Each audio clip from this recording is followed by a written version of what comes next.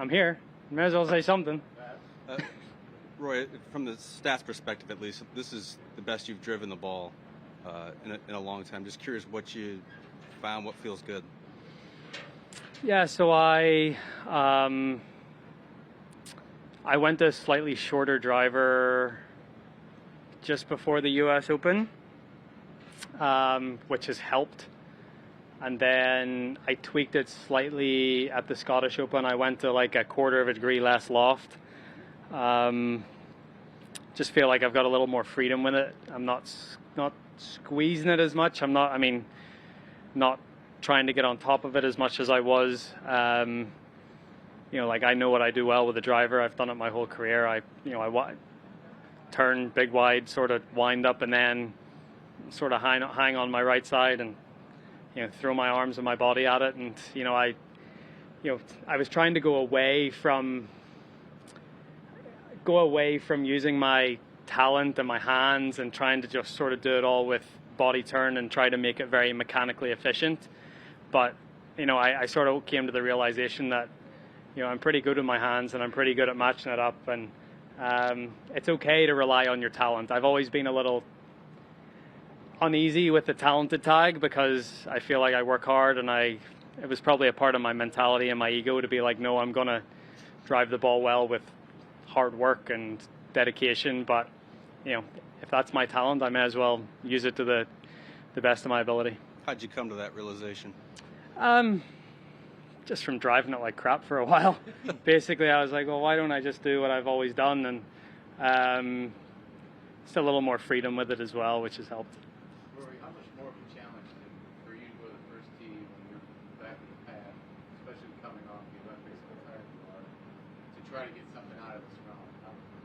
Is it a challenge? Not really. I mean, every day is an opportunity to shoot a good score, to learn something about your game, to progress. So not really. Yeah, look, it's been a long stretch, and I'm looking forward to getting home tomorrow night. But as soon as you're on that first tee, the competitor in you is there and trying to shoot a good score and trying to do your best. What's more indicative of how you're playing, the last two rounds or the first round? Oh, the last two rounds. Yeah, the first round was I switched lob wedges. I got a TaylorMade to overnight me a lob wedge yesterday because obviously the conditions here are way different than the conditions we've been playing. You go, I'm just thinking of my last few events, Torrey Pines, and then you go over to Europe and play and a couple of links courses, and then Tokyo was sort of, and then I got here with a lob wedge with a sole that just completely was no good in Bermuda. And I chunked a few chips on Thursday, and I just was like, I'm usually a pretty good chipper of the ball.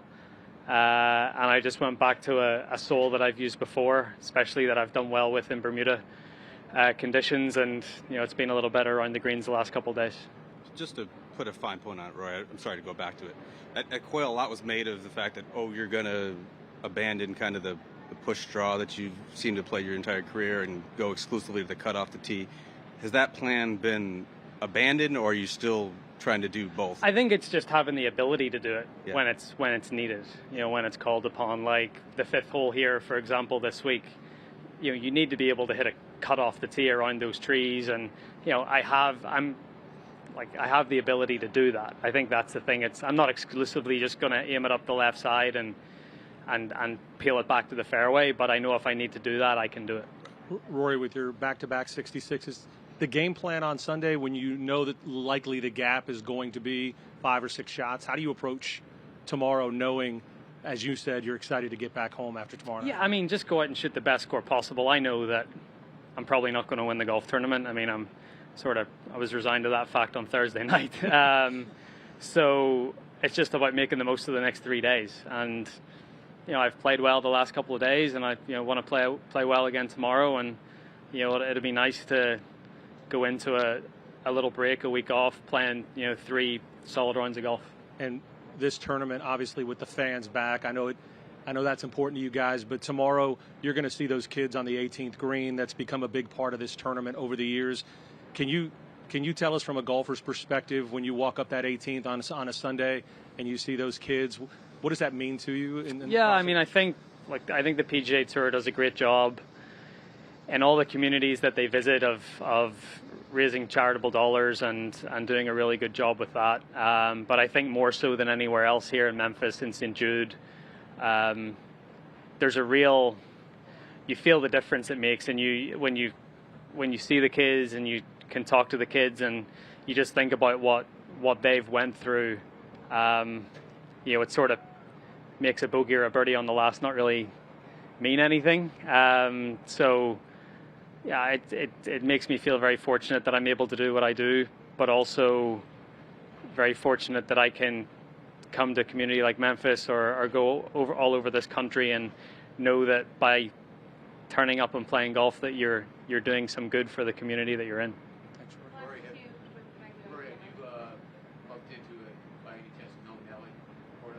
I know Jess more than I see Jess all the time at the Bears Club. I don't know Nelly as well. Real quick, just difference in temperature today and what it felt like, and it seems like we got a break the first couple of days, but not so much it's today. a little warmer. I was saying this is sort of what it was like in Tokyo last week, so sort of accustomed to it at this point. And then living in South Florida in the summer as well, it's pretty toasty, so got used to it, I guess. But yeah, it's certainly a little warmer. There was a few more drips of sweat coming off my nose when I was warming up on the range this morning. Do you lose weight after weeks like this? A little bit. I think everyone does. You're walking. You're walking on average 50 odd miles a week when you're playing on, in a tournament, and then you're burning a lot of calories in the heat. You're not walking that much when you're at home. You're sort of trying to rest and recover. So yeah, you lose a little bit, but sometimes that's not a bad thing.